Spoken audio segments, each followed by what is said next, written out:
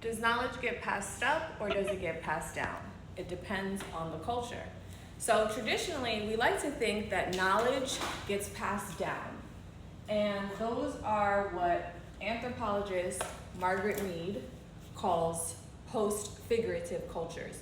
It means that the elders teach the youth about life. They say, this is how you get a job, this is how you take care of yourself, this is how you pick a partner, this is how you take care of your health, this is the spirituality that's going to be useful for you. So for most of human history, the way that we've been able to preserve our humanity is by passing knowledge and wisdom down from elders. You get born, you live a life, you have elders that tell you, hey, you might want to look out for these things. You become an elder, and the next thing you know, you're telling the youth, hey, you want to look out for these things. Now, Margaret Mead published a lot of her work during the 60s, and as soon as the 60s, she was noticing how television in particular was changing American culture from post-figurative to pre-figurative, which means that instead of the elders teaching the young were now teaching the old what to do. So elders were having a hard time figuring out how to stay relevant in their own economies and social circles because technology was advancing, and there was an expectation, and still is, that in order to assimilate and be a part of your society, you have to adopt the new technology as it's coming in order to get a job, to be able to hang out with your friends, to understand what's going on politically.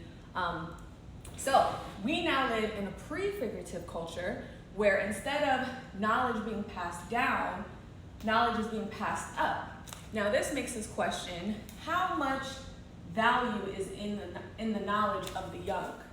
There's clearly some value, and in really healthy cultures, there tends to be a nice balance between the elders and the elders giving wisdom to the youth, and the youth rejuvenating and giving fresh perspective to the elders. And ideally, you want a nice balance. But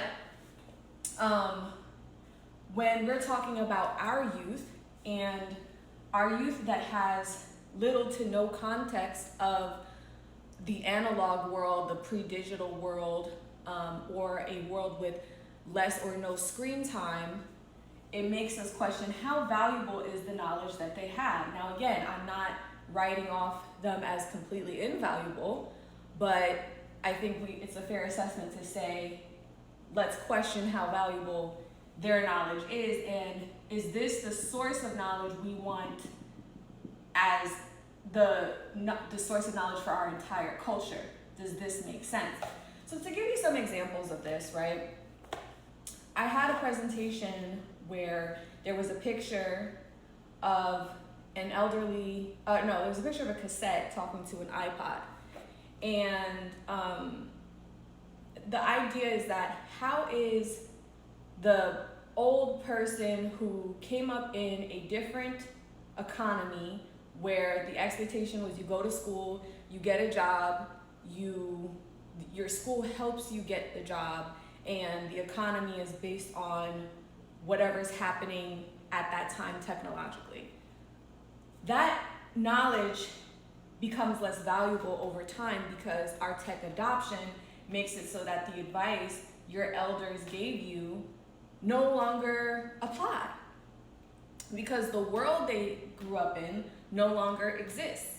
And it's the same thing for this next generation of parents where, and I've seen some commentary here on TikTok where parents are saying, how do I provide knowledge for my kids to an economy that I'm not even sure how it's going to turn out? I don't even know what it's gonna look like.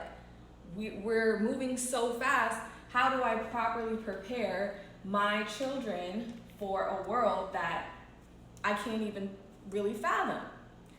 Well, then the question becomes, why are we creating worlds that we can't fathom? Why are we doing that?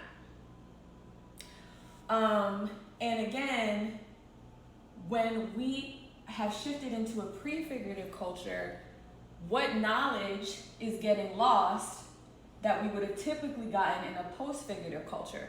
Some examples I commonly give are recipes, techniques. So a good example is when the microwave became a common kitchen appliance, cooking went down. When fast food became more popular, the technique of cooking has gone down. With the technique of cooking going down, we saw a rise of health issues and obesity happen in the United States. Because when our value system only values cheap and quick convenience, we pay it in usually health damages. So when we decided to make food fast, we got really fat and sick. Remember that era of the documentaries when everyone was like, oh my God, why is everyone like fat and sick? It's because we use technology to make cheap food and fast food, and the payoff or the trade-off was health damages.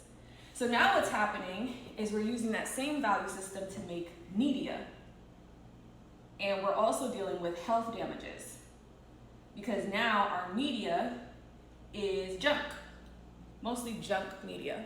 So this is why the artists are complaining, and the filmmakers and the fashion designers and pretty much anyone who's expected to now market themselves online, because there's this expectation that they need to make junk media to survive, even though that same junk media is causing health damages to our culture. Health damages including mental health issues from being exposed to highly influential images. The list goes on and on in terms of how it affects your attention span, your ability to think critically, your time over your day. So I wanted to explain, and I do highly recommend this, reading more about this anthropologist. She has a bunch of books. I'm trying to find out the name of this book because I lost the book cover. It's called Culture and Commitment. And it's very important to me. It's called Culture and Commitment, the Study of the Generation Gap. It's very important for me to understand how healthy cultures function, because we are more than just individuals. We are parts of environments, and we rely on environments, both physical, emotional, political, social environments, and especially technological environments. It's all part of our environment, right? To have healthy, high quality lives, decent, worthy lives. It's not about making life perfect. It's about making life worth it. So check out this material. Hope it makes sense.